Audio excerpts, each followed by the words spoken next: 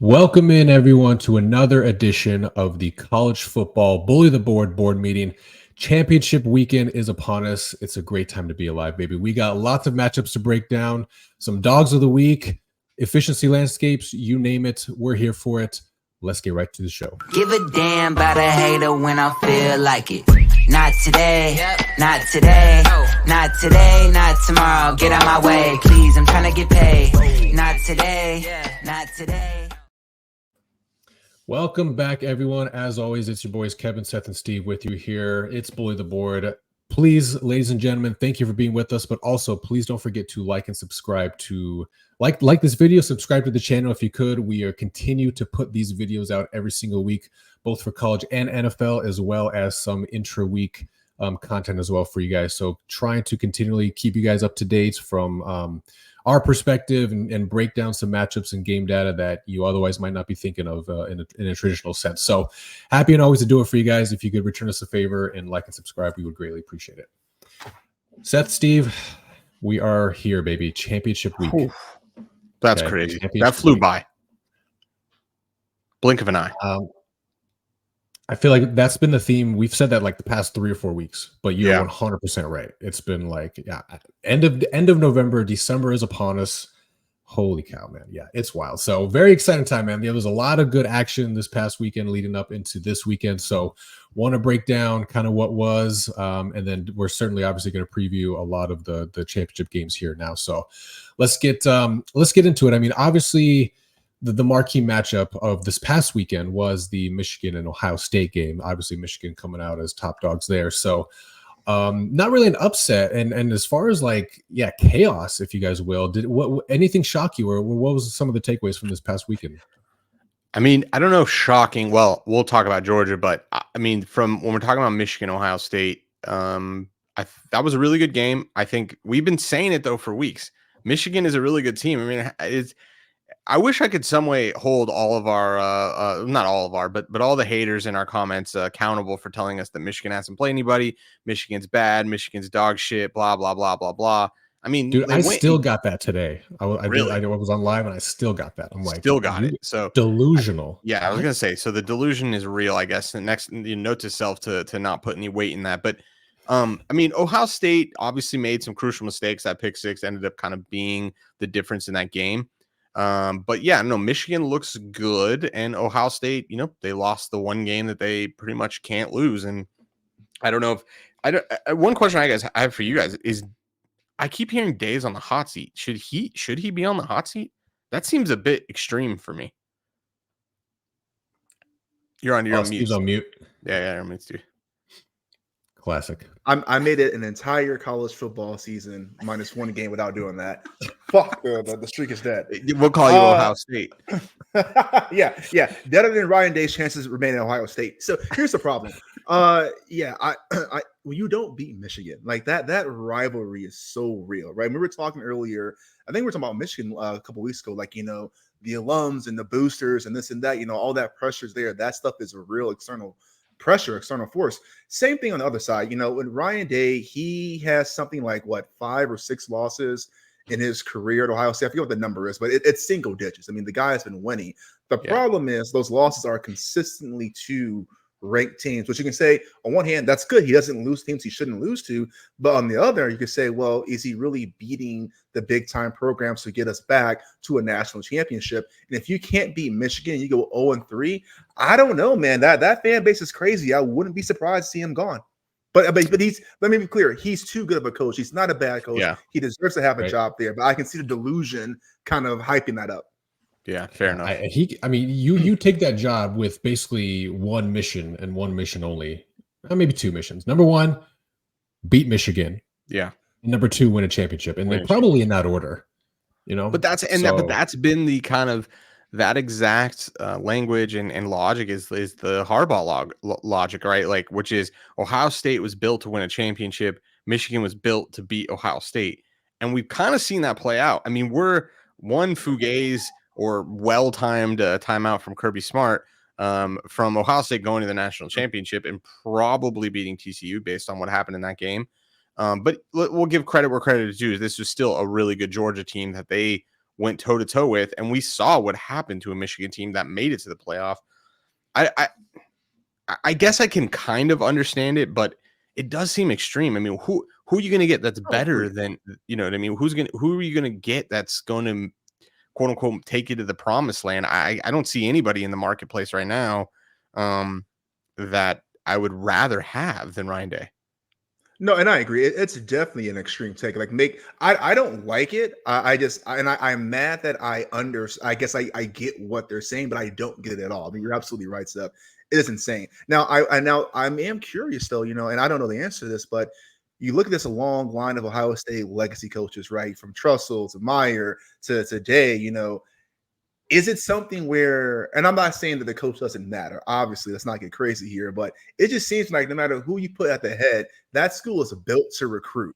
So is this something where it may not be as big of a deal as we think it is? Or to your point, like, no, Ryan Day is literally that dude. And let's not let let's not let perfect be the enemy of good, right? Fair. But I mean, think about how long it took Kirby Smart. Kirby Smart was coach at Georgia for many years before they saw success. It's not like you can just flip the switch. And what does even success look like? When we look back at the Saban and Georgia, I mean, we're talking about Georgia three-peating and that being some miracle thing. But that's a new phenomenon for Georgia, not over their whole, you know, existence, but in the last 10 years, Georgia wasn't winning championships. So I don't know. And then it took time for Saban to get where Saban is, right? He didn't just flip a switch and Alabama was winning championships. Like the momentum of all of this does kind of hit a critical mass, and then you can try to maintain. And so when you're so close, I just feel like that would be really wild. And if you're Ryan Day, that would really suck if you get fired, because all the big schools have now replaced their coaches, and you might be damn near taking a I don't even know what school you may be going. Yeah, would be shocked if it happened. Would certainly be shocked, I think, like you guys, if it happened, but nonetheless. Real quick, what if it's Michigan that's doing the propaganda behind the scenes to get Ryan Day fired because they know he's such a damn good coach? Yeah, I mean, that sounds like some ultimate troll shit. Like, definitely. But speaking of trolling, did you see what the flyover before the game? Do you guys see that? What they did? No, I missed it. Was pretty funny. They, you know, set up a normal like fighter jet flyover. They had some like a spy plane flyover, nice and slow and like extra troll status. You know, but wasn't it? It was at Michigan. Damn. This shit runs deep, I guess. I know, man. Yeah. I guess the government was rooting for Ohio State for all you people that say it's rigged. Shut up. They couldn't even beat the rig.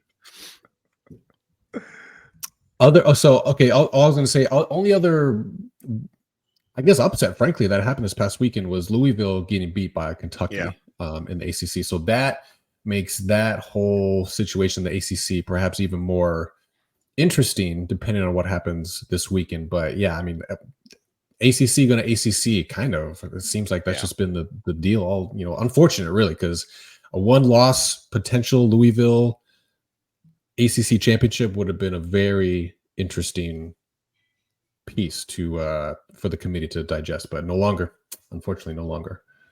And without Travis, like this, I'm with Herb Street on this. Like, I don't know why everyone his take is that it's not about the teams that deserve to be in. It's about putting the 4 best teams in. And I couldn't agree more. This logic, which is Florida State's undefeated, they have to go in. And I keep hearing it in the lives. Well, then why play the games? Why play the game? Well, why the fuck is Liberty not in the goddamn playoff then? I mean, there's other undefeated teams. And that logic, you know, falls short at some point. Without Jordan Travis for Florida State, that is a waste of the 4 best. Yeah, they're not. And that sucks. And I know that that's unfair, but this is for where we're at right now with only 4 spots. I want to see the 4 best teams. I don't want to see Florida State lose to Georgia by 28 points, which is probably going to happen. So and in the committee, we're going to talk about it here in a minute. I mean, it looks like they're leaning towards putting Florida State in, and I mean, I guess they can very much now lose to Louisville, and that's not crazy, but right. Yeah, I don't know. I think that was like you said, the ACC and ACC. I mean, you mentioned it, Tease. I mean, we're right on the heels of the updated rankings here, right before we hit record. So these are fresh. These are updated, and really not much has changed, frankly, from the committee standpoint.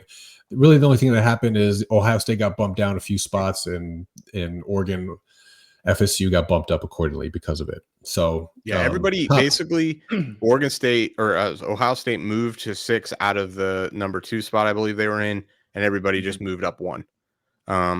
Which is which puts Florida State now in the playoff. So it's hard for me to, if they win, how can you not say that they're in? I mean, which to me is a mistake. I think we would see a better game, maybe with Texas. To that end, because you're right. If they win, how do you bump them down if they win? I don't know. I don't see it. Can you? Yeah, I don't think so. Presumably, if Oregon beats Washington, though, what do you do there? You move them up again, just like you do this week. So Washington goes to whatever, 6. Oregon goes to 4. Florida State goes to 3. Michigan, Georgia stay the same. Oh, dude, see, so much chaos potentially because, like, not even considering what happens if Bama wins, what happens if Texas wins. Like, oh my God, I think Texas is screwed. Unfortunately, I don't really see the teams looking out. Getting. Okay, so of the teams looking out right now, outside looking in, even if they win and even if Bama wins, you give the nod to Bama. Yeah, because we talked about this last week. The committee is posturing. It's not so clear, but I'm speculating that they're posturing here with the Mizzou ranking, the Ole Miss ranking, Tennessee's 21. Who else in the SEC is in there? Like, they're putting all these SEC teams in the top 10 so that it makes a Bama resume or a Georgia resume stronger than it may or may not be, just because they have all these other ranked wins. And I don't. What do you point to for Texas? They lost to the 12th team and they beat the 8th team, and then their championship game they're going to beat the hell out of Oklahoma State. What does that mean? Is that meaning? I don't even think they're putting. I forget where Oklahoma State is. I think they're like 21 or something like that. They may not even be in the top 25 once Texas beats them. In fact, I forecast that they won't be. Yeah, no, I mean, if you're Texas, that sucks, man. Because what you need is the miracle of all miracles. You need Iowa to beat Michigan, Bama to beat Georgia, Louisville to beat Florida State, and now you're talking enough chaos for you to potentially sneak into a 4 spot. Which, that's how it is. This is why we need the 12 team. It was a year too late, but I'm so happy that we're going to have this. So none of this BS, because I'm curious. I do agree with you. I want to see the 4 best teams. I don't want to see a TCU get blown out. I don't want to see Cincinnati. Was that 2 years ago when Cincinnati made it to the playoffs and got blown out? But if I don't know who Florida State's backup is, I've got to blank on his name, but if he goes out and beats Louisville 72-10, is there like any amount of victory that can even convince you that this guy is going to be able to lead this team in the playoffs? That's actually a really fair question and a fair point too, which is like and actually, thanks for saying that, because there's some bad logic on my end that I was going to use later in the show and will use later in the show for college backups, right? Because this is different than the NFL. NFL backups are backups because they can't start. College backups are backups because they can't start, or their talent that is waiting to start and they're behind some other talented person doesn't mean that they're actually bad. So that does make college backups a bit more precarious. So you're right that like we should be open-minded that this guy could be the next best thing waiting, because Travis is a senior. No, he's a 6-year senior, I believe. So he was done, I think, no matter what. Like, obviously he's not hoping to go out on a stretcher, but so it's not like they were probably just playing dumb here. I'm assuming they had some plan for who was going to come next. And you're right. Maybe that talent is right in front of us. And there's precedent. Let's not shy away from that either. I mean, it's been a while, but I think it was 2014. Cardell Jones, Ohio State. Who did he replace? Right? Was it? I'm forgetting the name. JT Barrett, I believe, or was it? I don't JT remember. Barrett, I believe. Yeah, but Cardale Jones, when he stepped in, came in, helped them win, helped them get to and win the championship. So not unheard of, but I mean, yeah, you to your point, Seth, it's not like you bank on the backup being Did we Tom see it Brady this year in to Drew Arizona? Bledsoe. I mean, Steve knows better than me, but didn't we see it this year in Arizona to a degree? Yeah. Oh, yeah. No, that's a good point. Yeah. I mean, this college dynamic of backup is different because it's not that binary of like there's just the starter because he's leaps and bounds better, or he's a senior and there's a sophomore that's waiting to start and that's why he's here and it's going to be his job next. Those situations are more common in college, and so you're right that we should be a little bit open-minded. The betting market is not. We're going to talk about it, but like they're not forecasting that. Now the thing is we don't have a lot of data on this guy, so I think that plays a role. Can we talk though about Georgia and Georgia shitting the bed? Can't even they won against Georgia Tech, but it was only by 8 points. McConkey out, Bach Bowers out. Okay, I get it, but were they that confident? Like, hey guys, don't play this game because we're gonna play Georgia and we need you for that game. I mean, or are they truly injured? Bowers is coming off injury or surgery and injury.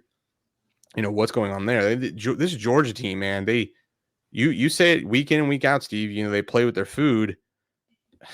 I'm not quite convinced that's what it is this year. I think it's a combination of regurgitation and forgetting how to chew and swallow. It's more so than playing with it than past years.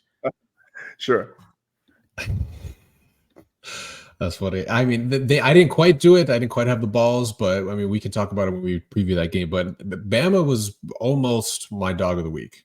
Yeah. I'm not entirely.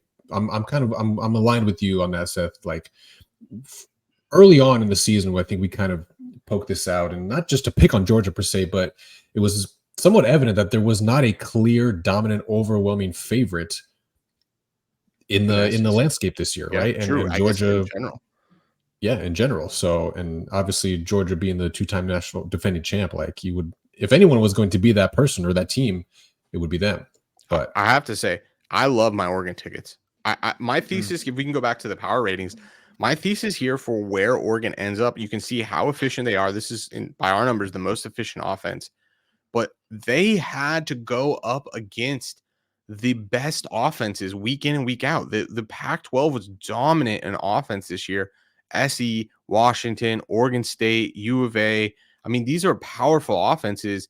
In my opinion, the Pac-12 takes that this year. And so, yes, Oregon's numbers are a bit lower defensively, but I think it's because they were going up against the best offenses in the nation. I don't think we can say that for, I know we can't say that for Michigan and Ohio State. Georgia and Alabama, I can make a case that obviously, the SEC teams, especially the SEC teams at the top, can score. But I think Oregon, in my opinion, just really when I perceive what it's going to be like if they go up against some of the big dogs like Georgia or Michigan, like I think they're going to be able to move the ball but I think we're going to see their defense have much more success than we otherwise might forecast, only because we've seen them actually stop the best offenses, and these will be really good offenses, but they've kind of been there, done that. Yeah, I'm here for that, baby. Yeah, I mean, give me all the beautiful irony, poetic justice, Pac-12 winning on the way out. Like, yes. I mean, and not just like romantics either, but like to your point, like you just laid it out. Statistically and analytically, you understand how that's possible. This is not for gays, so I'm with you on that. The tickets, just to give some, the ticket's worth 39% more than what I paid for it. That's good. Yeah, you picked it up just 2 weeks ago. Plus 900. Yeah, I'm trying to see what it is now. It looks like, I bet you they're plus like 450 for 5 or somewhere in that neighborhood. Washington, Oregon to make the playoffs is minus 355. That's pretty gnarly. That must be what the money line is for them. And then there actually is no market right now I can find for them to win. I think it's because they're not in, so they're not pricing it. Fair. Yeah, shout out. That's good value already. So you're gonna let it ride, I presume. Yeah. At plus 900, no. Yeah, I think I'm just gonna let it ride. Fair enough. All right, let's take a quick look back, shall we? So week 13 model plays, 500 weekend officially. So year to date, bringing the total to 78 and 70 with a couple of plays potentially on the slate for this weekend. So maybe, I mean, depending on, I mean, we're looking at maybe 5 more plays that might come about for the rest of the way. After this weekend, the model, we probably won't give out too many picks. We'll give out like as much. We'll give out all the information. But the problem with the bowl games is who plays. I mean, we're already seeing it's been crazy the last couple of days. Like people like immediately hitting the transfer portal. Like I'm out. Fuck this. So good luck, handicapping bowl seasons. Now that being said, we'll try to find edges. We found a couple of really cool ones in the last year. I mean, 2 years ago stands out. Oregon literally had like 10 scholarship players left on their roster. I forget, did they play Oklahoma? I forget who they played, but it was when Cristobal left, and it was just like there was an interim coach. It was before they hired the Georgia defensive coordinator. It was before Bo Nix transferred in. This is just like, and they just had nobody, and the spread was like at 3 or something like that, which made 0 sense. So obviously we'll be shopping for things like that, but yeah, the model falls very short in those situations because it's a little bit of handicapping, but then it's just mostly information on who's playing, which good luck. Yeah, exactly. Yeah, and you're right. It was against Oklahoma in the Alamo Bowl. All right. What was the end of final score of that? Oklahoma 47, Oregon 32. So it was closer than I'd like, but I remember it was a small spread. It was less than a touchdown. Yeah. All right, so again, 78-70 for the year-to-date record here. So, one or two more board meetings here towards the end of the season. We'll do more of a sort of, I think, reflection or analysis of how the model went and everything, and what's to come for next seasons and everything. But yeah, no harm, no foul really here. So I mean, I think I don't know what that win percentage is officially. It's right above profit. It's like 53% maybe. Yeah, it's like 52.9 or something like this. Okay, it's right on the edge. You might want to call it break even. Yeah, I think that's exactly what you would say. And quite frankly, we were seeing the biggest important signal throughout the season, which is closing line value. We saw way more closing line value than the market we were betting into. I think we mostly took minus 110. I mean, we had a couple 115s, 120s here, but for the most part, we were betting into a 110 market. And I mean, we saw a lot of closing line value, which is the most important thing you want to see. This is a season though where we're not seeing a lot of profit from it, but happy to be at a break-even point, no loss. And I think the one thing I want to take away from the season, like you said, we'll talk about this in coming episodes, but like really honing in on the Power 5. I think, as I look back and I did a little bit of analysis, this definitely bumped the numbers. You can get like a 54 to 55% win rate, or we did have a 54 to 55% win rate if we were to only have looked at Power 5 matchups. Just modeling what's going on in those smaller conferences is, I think, a lot tougher. Or it's not even that it's tougher. It's just there's some other thing going on there that isn't talent or isn't these classical talent things like blue chip ratio.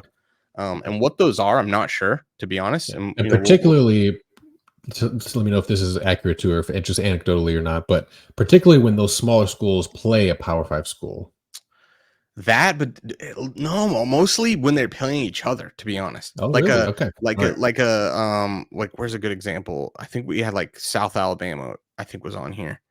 I think they're not on here. Or maybe, Texas State. But Texas State won by like 2 touchdowns. Now variance happens, but variance seems to happen way more in those conferences. But I think again, it's because of how we're approaching talent. And we see that in our models, talent is a huge predictor, which is good. But we know that blue chip ratio is basically showing all of those kids to have, or those schools to have 0 quote unquote talent, which I think undersells the team as a roster, which isn't accurate, because obviously they can be a very like a Liberty. A Liberty can be a very talented roster, but like still have no blue chip ratio. Right. So, and I think that's kind of where that nuance gets in there. But yeah, I don't know. we'll definitely dive deeper in further episodes and deconstruct some of these things.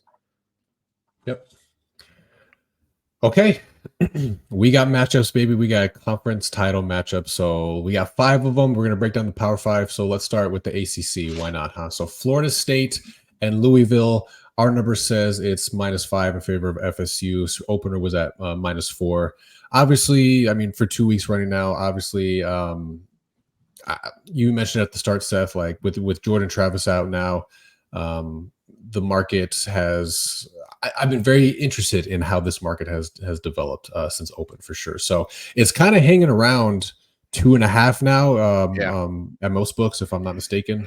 So people are liking Louisville, buying up Louisville a little bit. So yeah, I don't know, which puts value on taking Florida State. Anybody got the balls to do it? Yeah. Oh man, I don't know. Not Road Maker or Rod Maker. Yep. Yeah. Yep. Okay, yeah. That's the guy's name. I mean, so now he's got the rod. Do you guys got the balls? He may be the second coming, right? Yeah, he may be of Tom Brady or whomever, right? I'm not sure, but what isn't changing for Florida State is obviously the other side of the ball. That defense is still above average. It's still pretty good. You know, I mean, they're number 2 in EPA per pass and points per, and number 5 in points per echo. So like, teams have a hard time scoring against them when they're getting even good drives going against them. So for me, when I look at this game, I'm breaking it down from that perspective. Like, okay, if FSU has a hard time scoring quote unquote more points than average or more points than they normally do with Roadmaker now, okay, fine. But I'm not sold on Louisville's ability to consistently beat up that defense.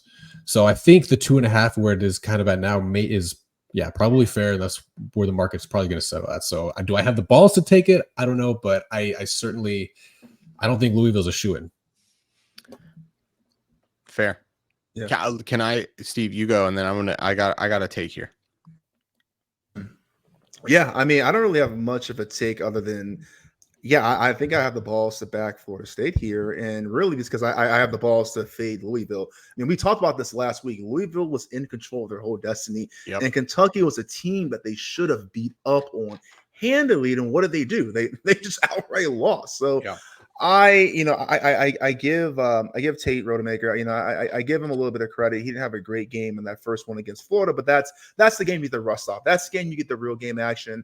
And I think now that he's at a game in there, let's see what he can do, a full game in there. Let's see what he can do, week 2 in. I think you see a better performance from him, but I'm just not sold. And it's not because it's just the one game, right? Like, we've seen Louisville stumble before in the past. We've seen them lose before, and we've seen them have really bad games against teams that they really should have dominated, but they haven't. And I don't know what that is, what's going on there, but this is a team that by no means is invincible. And so, I'm with you, Kev. I think Florida State is really good on the other side of the ball. I mean, they can do just enough on offense to really keep this competitive and really keep their foot on the pedal. The one thing I will say, what has to not happen is, Rodemaker has to not turn the ball over. And he didn't really do that against Florida. And so as long as you're not keeping that FSU defense on the field because you're turning the ball over, I agree. I think they'll be dominant as ever. And I think -2.5, I didn't really realize this to right now.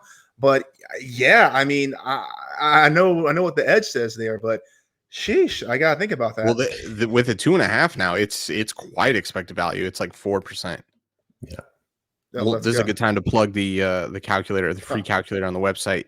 You can calculate the value. But all right, well, let me tell you why you both are right and why Florida State is a great bet here. Okay, so we just go back 1 week. We run the numbers. What do we see?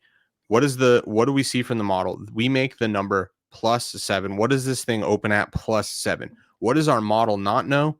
That anybody's injured. It has no idea that Travis went down. It doesn't know that. It doesn't know Rodemaker starting. It doesn't know any of that, right? Where did this spread close last week? 6.5. It only got bought down just a little bit. And quite frankly, from a win standpoint, there is no difference from a +6 or a +7 and a +6.5. Now, there does change a little bit of probability for the covering a -6.5 versus 7. But point being, it barely got bought down. And what did Florida State go and do? They went and covered. They covered that spread. And here we are again with the spread being at 5, but now the market is all of a sudden buying this down. And I think they've bought it down too far because the model doesn't know that there's an injury, and it didn't know last week. And yet he covered the spread that this is saying that a healthy Jordan Travis would have covered, right? It's the same spread. There's no analytical adjustment for that. So this is saying that he can keep pace with the weapons he has on that team, not only offensively, but defensively as well, like you guys have highlighted. So I think that the market is overreacted here, and I'm forecasting that this thing is not going to close at 2.5. I don't think so at all. I think much or really, really good sharp sports bettors are going to come in here as the market gets more mature, and they're going to put a shit ton of money down on Florida State minus 2.5 because there's too much value staring us in the face. And what do we also know? We have no data on this guy. So you have, I don't know, 50 snaps, maybe 25 throws. It's very, very little data one way or the other. Anything you're going to do analytically, you're not going to be able to accurately forecast who this guy is. So pretty much everybody's stabbing in the dark here, but that's to me a big signal that this guy, or what is his name, Rodemaker, who he was last week, was what we forecasted this team to do with the healthy Jordan Travis. So I think that's a really, really important, standpoint for me. And I think the early market has shifted this thing too low going through the 3. And just for shits and gigs, he did actually play a game last year. One game. Perfect. Guess who it was against? Louisville. It was against Louisville, and guess what he did to them? Won by 100. He didn't win by 100, but that he covered 5. He did indeed, actually. Yeah. So somewhat ironically enough, right? The familiarity that this guy has is a quote unquote against Louisville. So not sure that's worth a damn, but it's an interesting tidbit, right? So he's not going to be completely, I think, out of sorts or what you might expect a rookie, or not a rookie, but a backup quarterback to be in a title game. So yeah, I think we're in alignment here. I mean, I would be shocked if not shocked, but if Florida State doesn't cover 2.5, that'd be a damn shame. I'll put it that way. Yeah, and I will say, Seth, you've convinced me. You have motivational speech to me to this. I just locked it in right now. So I'm on Unabated odds screen too. I'm shopping the best number. I'm seeing minus 110, minus 2.5 is basically ubiquitous. You can get it at Rivers, You can get it at PointsBet, you can get it at MGM. You can't get it on FanDuel because FanDuel sucks. Oh, sorry, not FanDuel. FanDuel's all right. You can't get it on DraftKings because DraftKings sucks. FanDuel, you're pretty good. Shout out. I don't want to talk bad about FanDuel. They're all right, even though it is expensive on FanDuel. Although they're ironically worse, than DraftKings at the moment. Yeah. But at least they haven't limited me. So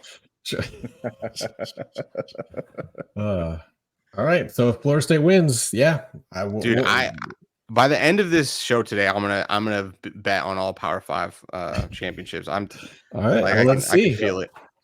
Let's see what happens. Let's move on here because I got strong takes. Yeah, I think you teased it right before we started recording on this one as well. So let's break this down. So next one up, SEC title game, Bama and Georgia. Our number says Georgia by 5.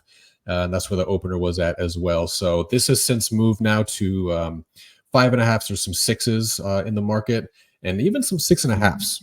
So Seth, I think you're over there foaming at the mouth a little bit. So I want to hear what you guys say about this. Yeah. Okay. So earlier today it did get as high as 6.5 at the market makers, and I was chomping at the bit. I'm like, okay, this is the time to me because that huge leap, 6.5 from the dog standpoint. So if you're getting a plus 6.5 from a win standpoint, it's the same win probability as having a plus 7. Why?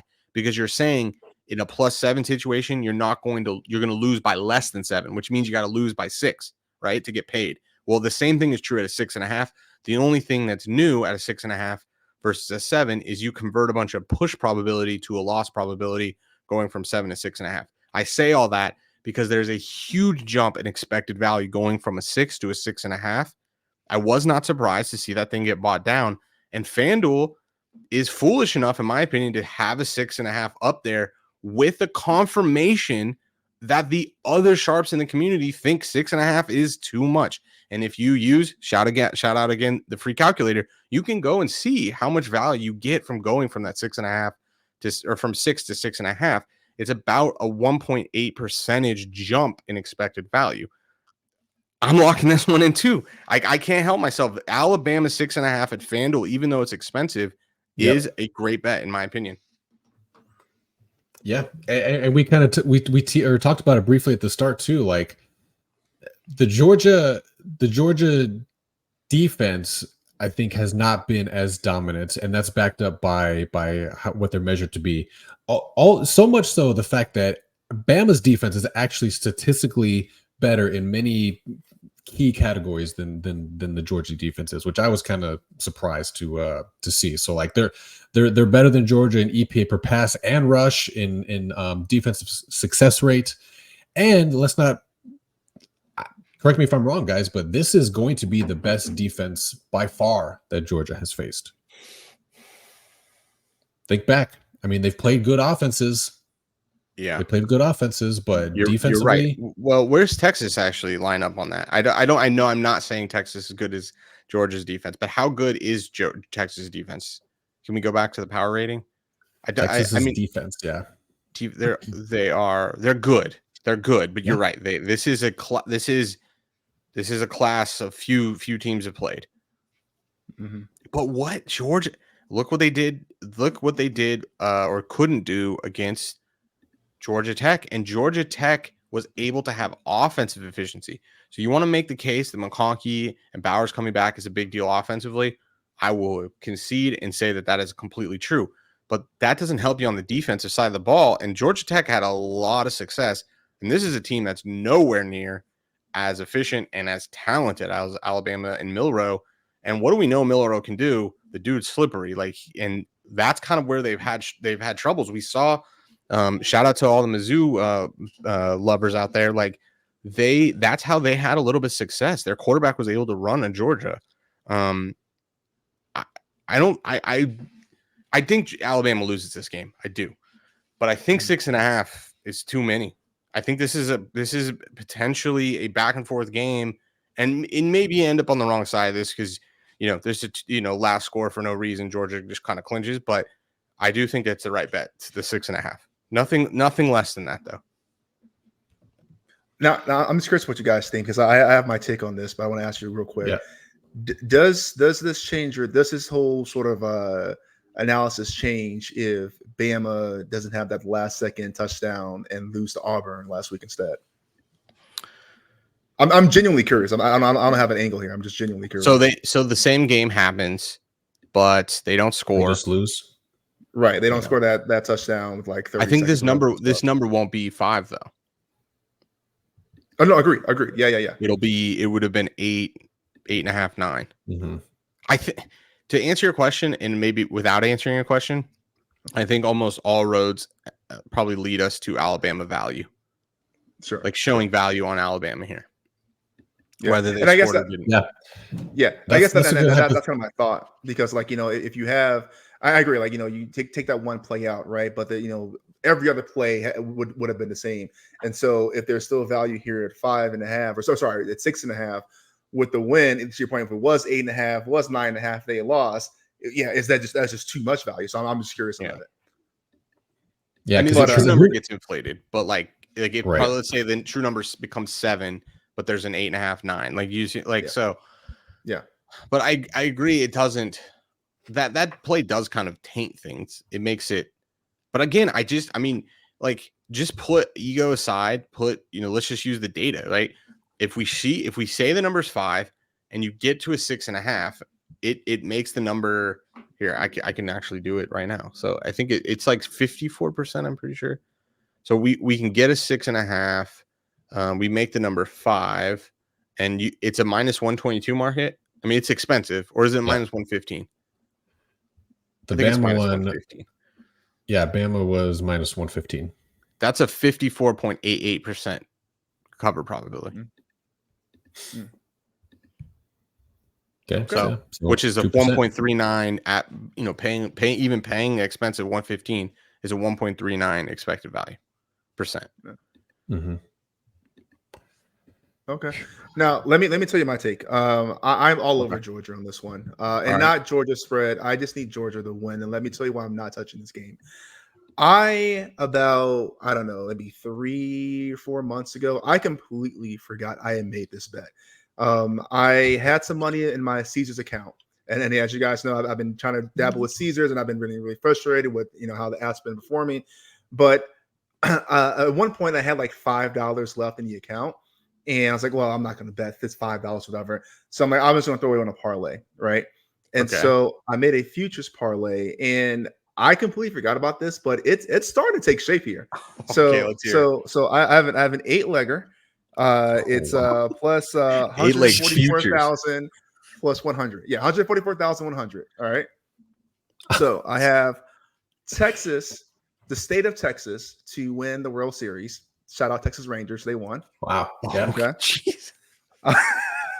I have Michigan Wolverines to win the Big Ten Conference. They're in the title game. I have got Georgia to win the SEC. They're in the game.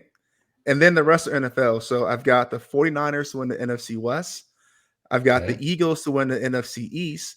I've got the Dolphins to win the AFC East. I have the Jags to win the AFC South. And then the last one I need is the Falcons to win the NFC South. And all of those teams are currently in first place in their division. So this is where shit gets real, boys. What's are they cashing that? Is that worth any value right now? Oh no. They've had this locked out since day one. It was $5 to win $7,200. Let's go. I wish you would have had $100 left in that account. My boss in that dick. But yeah. So I'm for that. I'm all over Georgia here. Now I'm not touching this game from a spread standpoint, but except I do agree with you that 6.5 is very enticing. But I'm just too emotionally conflicted. You really shouldn't bet with emotion, but damn it, I'm going to do it. And by betting with emotion, I'm going to not bet with emotion. I'm going to with my emotion not bet because of the stakes here. No, I don't think it's. I think. Look, I mean, with all that being said, I mean, it's still only a 1.39% edge. I mean, this is not a shoe in. This is not a for sure thing. Georgia can win this game by 10, especially with Brock Burt. If you want to talk about changing in games, what is the EPA per play impact of having two of your best offensive, most efficient players in the game, or rather not in the game? What would be the impact on that on a per play basis? It could be substantial. So shout out. I guess somebody likes that. I don't know what that was. I don't know what that was either. Shout out. I don't know how that happened, but yeah. So there it is again. Yeah. Shout out. All right. This is wild. We getting hacked? What's going on here? I guess so. Maybe we're live or something. I don't know. Oh yeah. No, I don't think we are. Anyway.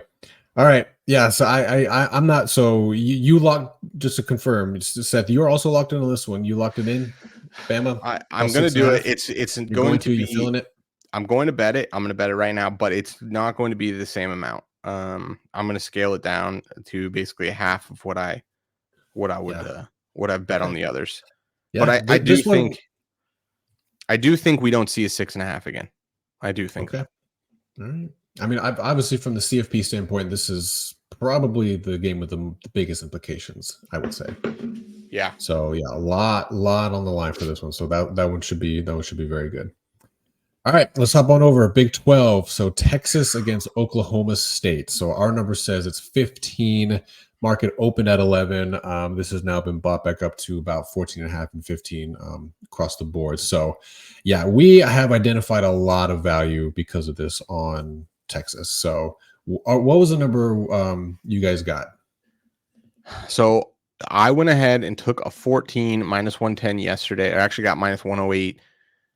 If we want to regress to the current number, which is 14, we make the number 17, which shows a lot of value. The raw model number on this is Texas winning by 26 points. So there's an insane amount of value here from the model. Now why do you regress to the market? Because you never have the edge you believe you have. Period, point blank. That's basically gospel. So is the true number 26? Maybe, maybe not, but it's more probable closer to 14 to 17. I'm a little hesitant that we saw the market buy this back at 15.5. Okay. But I've already bet it at 14. We'll see what ends up happening. I forecast that late money is going to bring this to 17. Interesting. Okay. Yeah. I mean, for Texas, I mean, Oklahoma State has been probably one of the weirdest teams all season. Like they have some good wins and they have some really like weird Really bad bad. losses too. So don't quite know how to make heads or tails of them. But I mean, name of the game for Texas has to be stopping Ollie Gordon and stopping the run game. I mean, they're number one, Texas is in defensive success rate against the rush. So like what Oklahoma State does well is what also Texas is good at not allowing. If that makes if I said that correctly. Yeah. If you're following, picking up what I'm putting down. Strength versus weakness. Yeah. Exactly right. So I mean, when I saw this open and where it's been at now, I mean, believe in what the market's telling you to an extent, right? But like when I saw 13.5 or 14.5 even, and we talked about it a little bit, I'm like, this doesn't feel like enough. Like I want to hammer it, but I don't. But like, I have hammered it.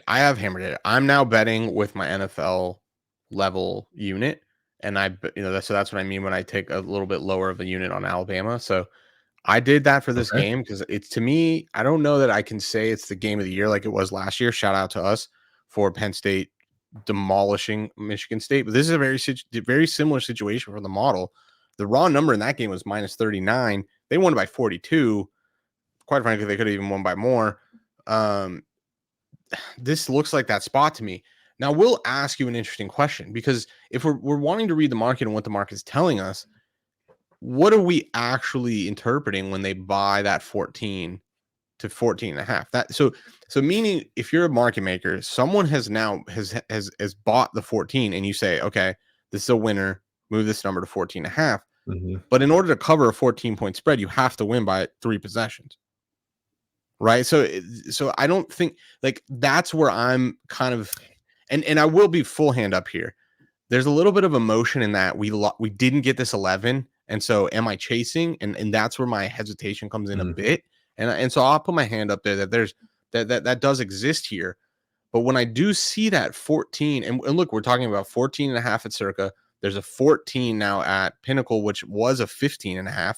So it got bought up to that number. Now it's been bought back down. Yep. But other people did perceive that there was value on 14, 14.5, and 15. And then Circa has a 14.5 as well. So meaning that 14 has been bought. So what are we saying when those people buy the 14? What are they communicating? They're communicating, we forecast that this number is more than probable 17. Let's look how quick this move. So open at 11 and then almost instant, like was that 3 seconds? 13 seconds later, moved to 13, and then settled on the 14 later that evening. Yeah, and is only and got bought a little bit, extra half point to yesterday. So, this thing moved fast because you mentioned this at the long story short, we had a we weren't able to hit the openers as early, as early as we normally do. So we didn't have the chance to get the 11, basically. Yeah. Or the 12 or the 13. Yeah. We could have gotten a 13.5. Right. And maybe, but it was an expensive 13.5. So it's not like it was, it wasn't a 110. It was -122. But so, I'll ask you guys a question. So do you guys disagree with that? Like, to me, there is still a strong signal that other sharp bettors are perceiving this number bigger than 14. Or else, why do you buy the 14? You don't buy the 14, right? It would stop there theoretically.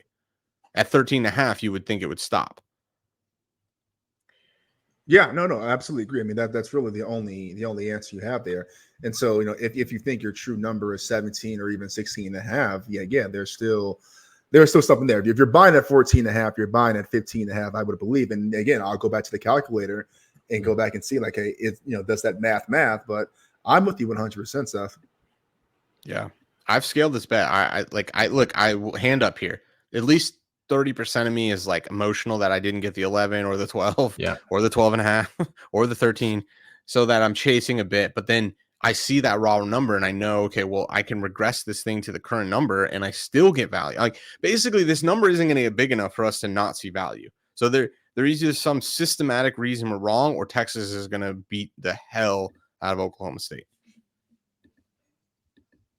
I'm concerned people are buying 15.5s though. There are no more 15.5s and there was a bunch earlier today. And there were earlier today. But is this part of the game? Is this part of the game? If you're a big dog, are you buying up 14.5s today or 15.5s and 15 so you can get, 100K down on a 14? Right. Because are you on the calculator, Steve, by chance? You 2 for 1. You're muted again. If the number is 17 and it's 14, what's that value? I think it's 4%, I think. Yeah. Oh, you know what, dude? I'm trying right now, but this calculator is kind of going wild on me. Oh no, calculator's gone wild. It's a new. It's a new invention. I got it here in front of me. All right.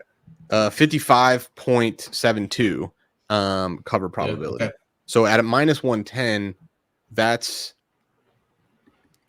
what is that? It's like 3-ish%, 3.33%. So that's a pretty good bet. That's a pretty good bet. Back-to-back weeks. Yeah. It's not a game of the week because I already shot my shot and it went in, but I'm going down with the ship again. Like I'm going to believe that there's still value. I think a conservative number, 17, 14, good value. I've locked it in. I'll go down with the ship. Hook them, baby. Hook them horns. All right, couple more, right? I think 2 more. One or two. 2 more. Yeah. All right. Pac-12. We got Washington and Oregon. So our number says -7 in favor of Oregon. Opener was at 8, but now this has been bought to 9.5s across the board. Last time I checked earlier today. So there were 10s and they got bought up. There's 110 at Pinnacle still. No difference though. Remember, train your brain. No difference from a win probability at 10 and 9.5. You still need the team to lose by 9 in order to get paid in either of those bets. Yep. The only difference is one of them you get your money back because you push. You don't win more though. You just lose a little bit less. And we're in the business of winning, not losing a little bit less. Well, hey, you don't discount the losing less portion, but yes. 100%. But you need to win more. You don't need to lose less. You're right, but if point well taken, but you gotta think in terms of if you're losing less is great. But if you're winning, we don't want to lose less. You just want to win more. Yes, fair. There's a reason why FanDuel makes every single one of their bets with a hook. They do not want to push. They want to win or they want to lose. That's my take. But okay, fair. All right.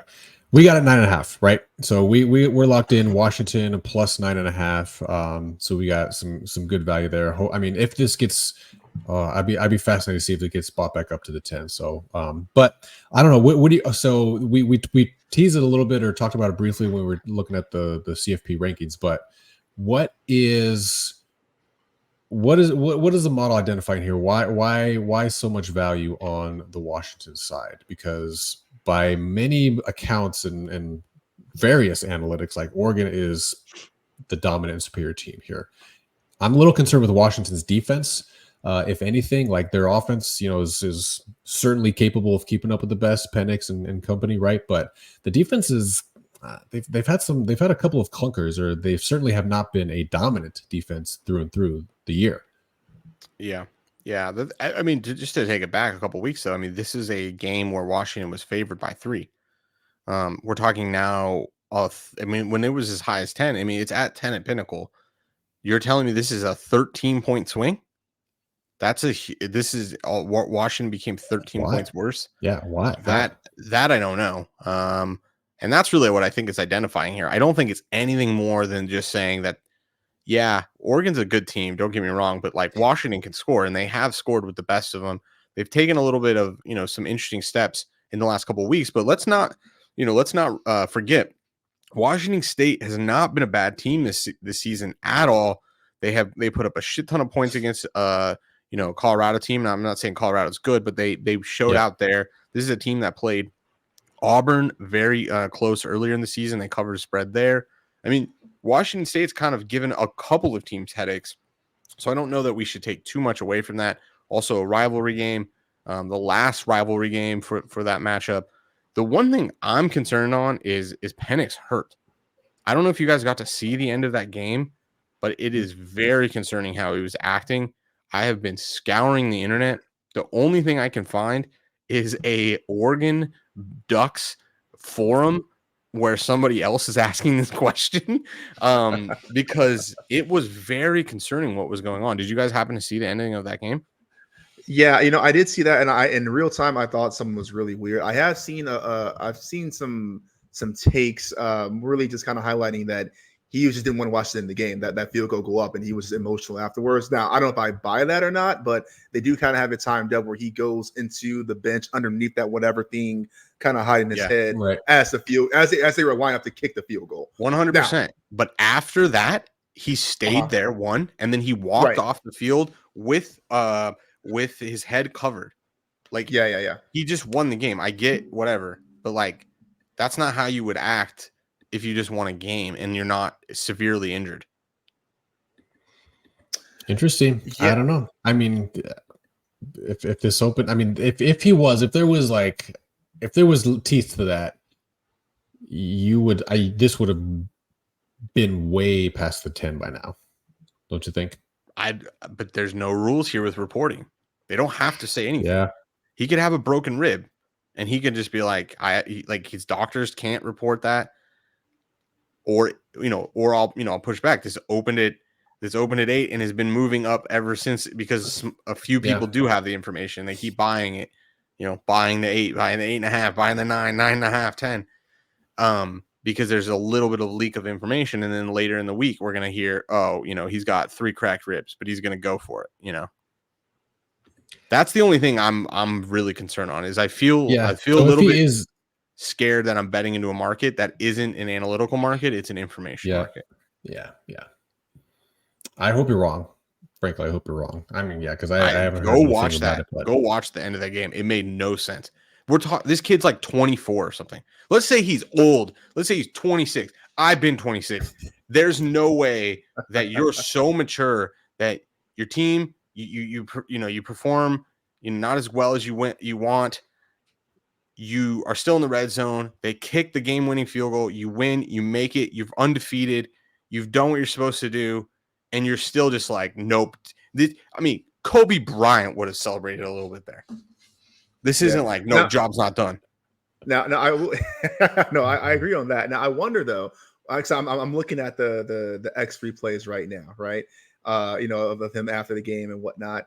And I will say it does give me a little resemblance of Jordan flu game, right? Which we now know was Jordan flu poisoning game. Maybe this dude's just fucking yakking on the sideline, dehydrated, exhausted, being helped off the field. I don't know. That was the thing that actually happened to them a couple weeks ago when they were playing. When they went on that little slump, it came out that like there was a huge flu outbreak in that team, and that's when like a bunch of guys were sick, and that's what kind of like caused them to play poorly during that time. Again, I fear that I'm betting into a market that is an information market. Like he's got something where you can't see he's injured, but he's injured. He feels he's injured, and he's going to quote unquote try to play through it. And we're going to get, Penix that's 70%. And we're going to find out on Saturday morning or Friday morning, I guess, because this is a Friday night game, which is even worse because he has less time to get healthy. Right. Yeah. No, from a Pac-12 fan standpoint, who do you want to win? You want Oregon to win this game, right? Well, okay. Well, let me talk my shit. Who do we want to win? It don't matter who wins because we, in our model, predicted that Washington and Oregon would go to the Pac-12 championship. And what do you know? We're sitting here with a plus 400 ticket for Washington and a plus 300 ticket for Oregon. So whoever wins, we get paid. Ooh, talk that shit. So that is most important. Yes. So good shit. But who do I want to win? I'd like Oregon. I think Oregon is the best team in the nation. I do believe that. Yeah. My only concern here is An Oregon win undoubtedly hurts Washington and takes out the top 4. Obviously. Oh yeah. Does an Oregon win put Oregon in the top 4? Everything else goes into, Yes. and it should. It unequivocally it should. No, it will. But I've seen enough. I've seen enough fluke shit. No, because they moved, or they've showed us the hand, because they moved Washington to 3. So this is now no longer. And remember, Washington was 4. It's as high as 4, and Oregon already beat them. So this is them saying that they beat the 5 team. And then now they beat the 3 team. What other team has done that? It sure as hell isn't Alabama. It sure as hell isn't Texas. Those are the only teams that are in the situation to jump them. Mm-hmm. So it's just going to slide up just like it did this week. You're going to move Washington out. They're going to move to 6. Ohio State is going to move to 5. Oregon's going to move to 4. Florida State moves to 3. Michigan stays at 2. Georgia stays at 1. I mean, no, I get it. No, go ahead. I think they just showed us, in my opinion, what it will be just based off what they're putting it this week. If they would have done some weird, like, move Oklahoma or move Ohio State like to 8 and put Texas at 6 or Alabama at 5, do some weird thing like that, then yeah, I'd be concerned. But to me, they're showing us, assuming Georgia and Michigan win, that. Yeah, I guess my only concern, again, I what you're saying is logical, and I do agree with that. I guess my only concern is the illogical happening where you can see them, it's like we were talking earlier about them pumping up that SEC resume by keeping these teams in the top 15, and then you have a Bama that beats Georgia, and then if Florida State doesn't lose, by our logic earlier, well, okay, they didn't lose, they're still at number 4. How can you put them out? And then now you have a 1-loss Oregon, Washington, Bama, and Ohio State team. I just see some fluke shit happening for that number 4 spot going there. And again, I hope I'm wrong. I think that would be ridiculous, but I don't know if I put it past the committee. I'm afraid of the logical, I guess. Yeah, and Arizona and Oregon never did play the number 15 team in Arizona, unfortunately for them. Or fortunately for them, maybe. Yeah. What other teams are in the Pac-12 or in the top 25? Oregon State's probably still there. Yeah, Oregon State is. What about Utah? Would Utah still be there? No, they're not in there. No, I haven't seen it. Oregon State, Arizona. Arizona's 15, right? That's it. Oregon and Washington. Yeah. All right. So SC's no longer in it, which I think hurts them. Oh yeah. But they, SC was was the hype at that point. Right. True. All right. Well, go Ducks, but only by 7. How about that? Yeah. Yeah. Which I hope is probable. I have to say, this bet is very scary. Yeah. You give me the yips about it a little bit, but that's mainly because, like, if Penix is healthy, if there's actually no issue there with him, then I feel good. This is I feel at 10. This is a 13-point move. How did Washington become 13 points worse?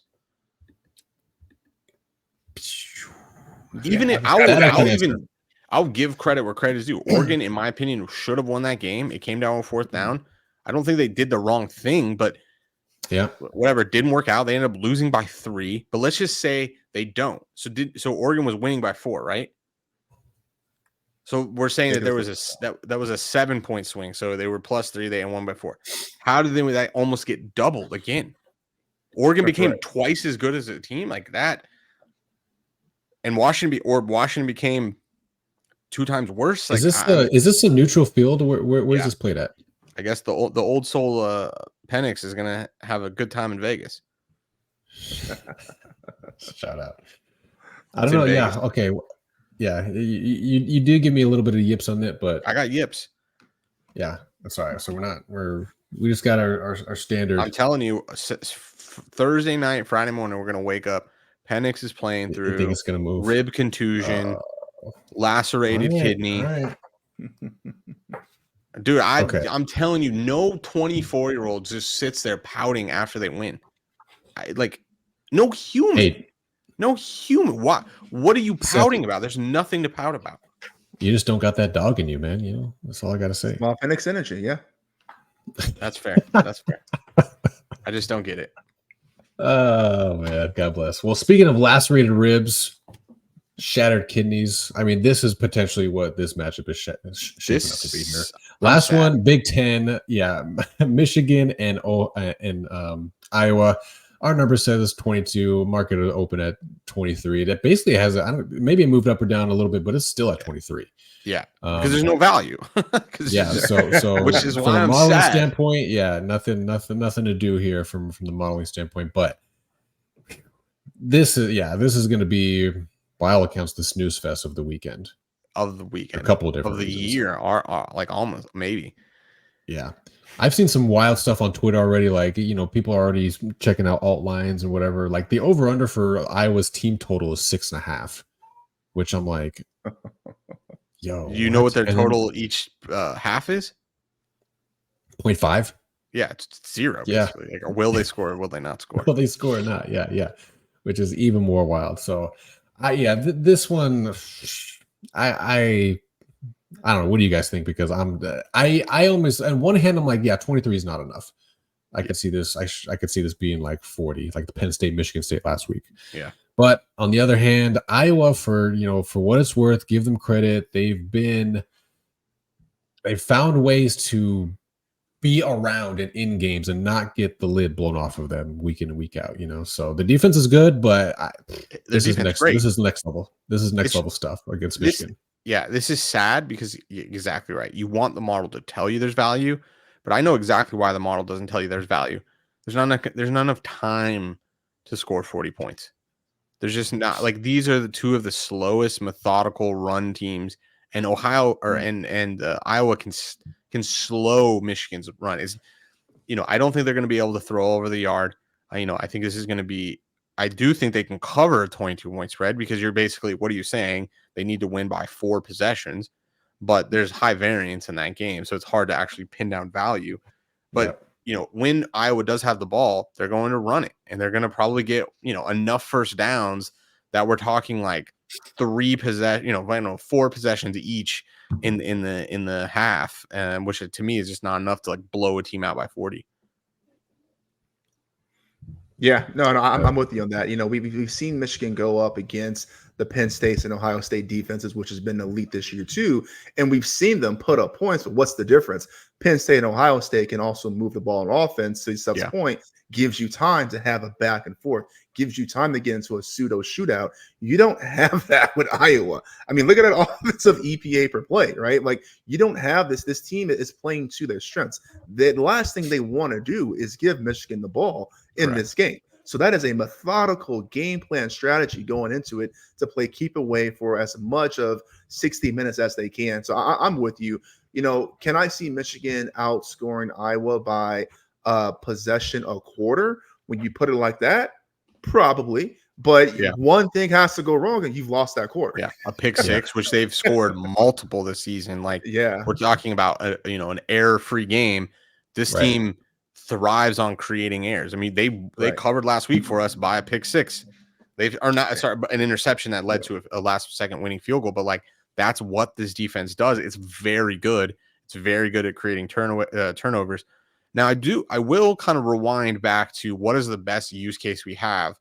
And again, you build a model, believe it. So I'm not going. This is not a case for me to try to convince you guys to bet it. But for all my degenerates out there, I'm sure you're already doing this analysis. If you go look at Iowa, who do we have? What's the best archetype game we have for this kind of matchup for this season?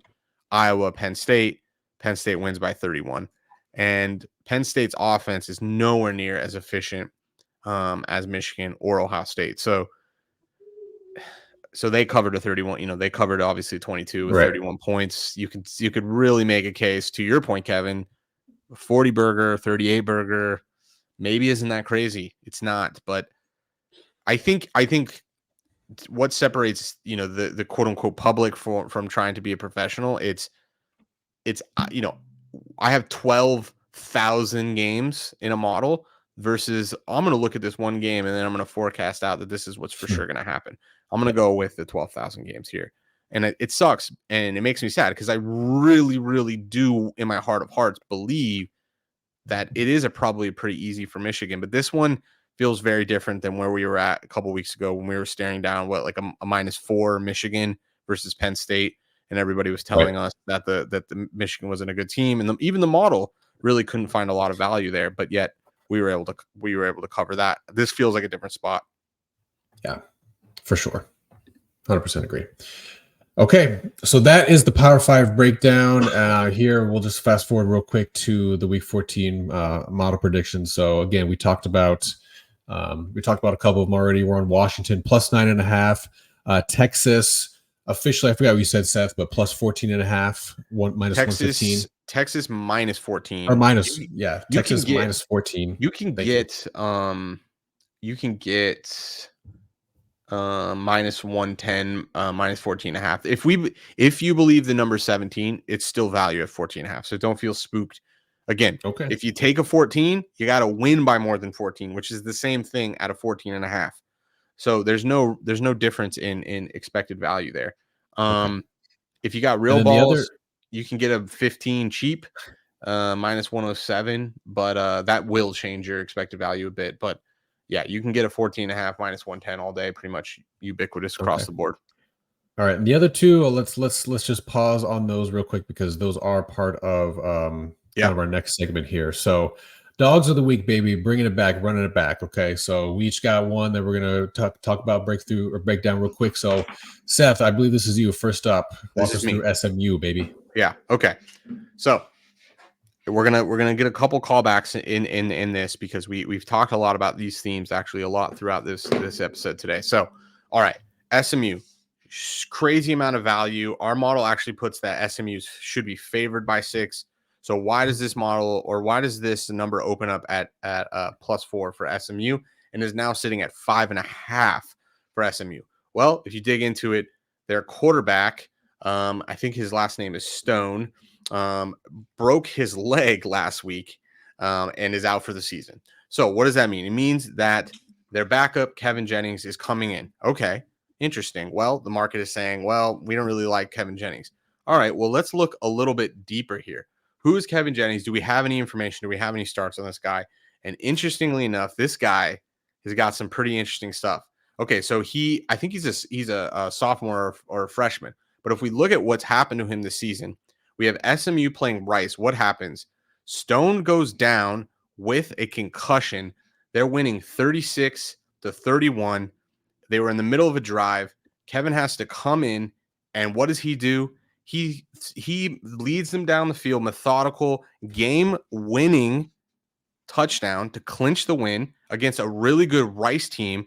Oh, yeah, by the way, who SMU's opponent, I forget who they're playing, Appalachian State. No, they're playing Tulane. Tulane struggled with this same Rice team.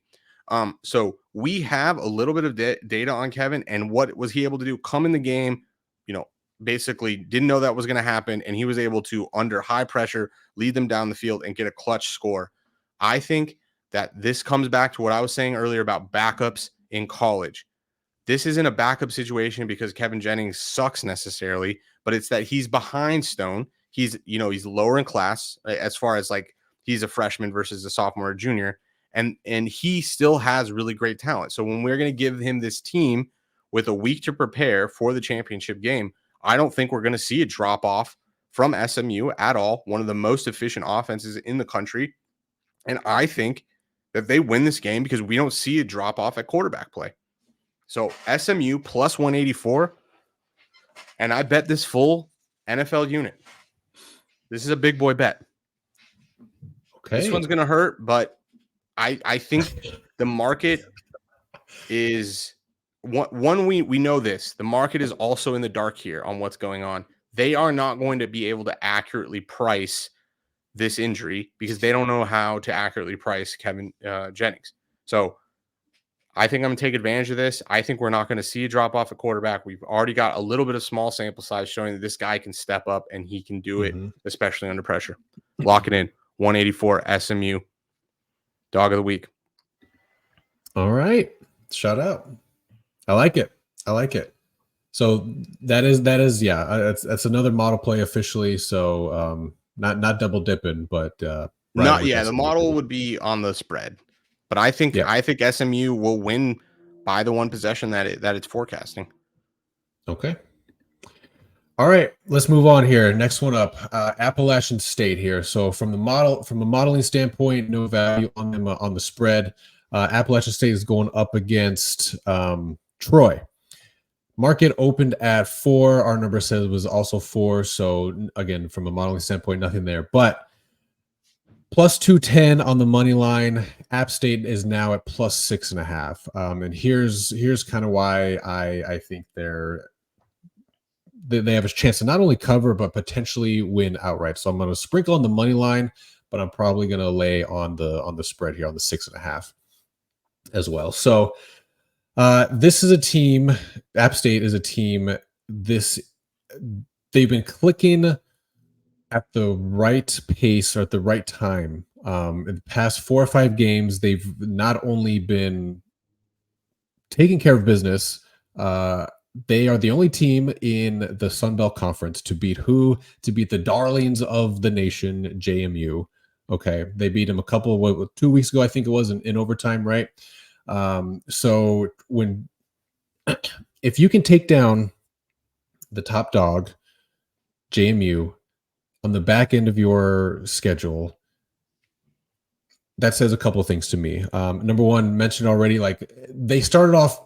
They did not start the season off well. They've lost 4 games on the season. Every single game, though, has become in 1 score or less. Okay, their biggest loss has been 7 points, and that was to Old Dominion, I believe. But over the past 4 games, they're trending. Their EPA per play, especially on the offensive side of the ball, has been trending up. Don't quite know what. I don't know if they've gotten healthier. I haven't been able to quite pinpoint the reason why they're starting to click more, but similar to what we've talked about with Alabama, you can see them trending in the right direction. You can mental model it out. The eyeball test pass. Yes, they've lost 4 games, but past 4 or 5, like I said, they've been a little more scary than I think their record indicates. Troy, on the other hand, got to give them credit. They're the defending champs, and rightfully so. They're the favorites in this one.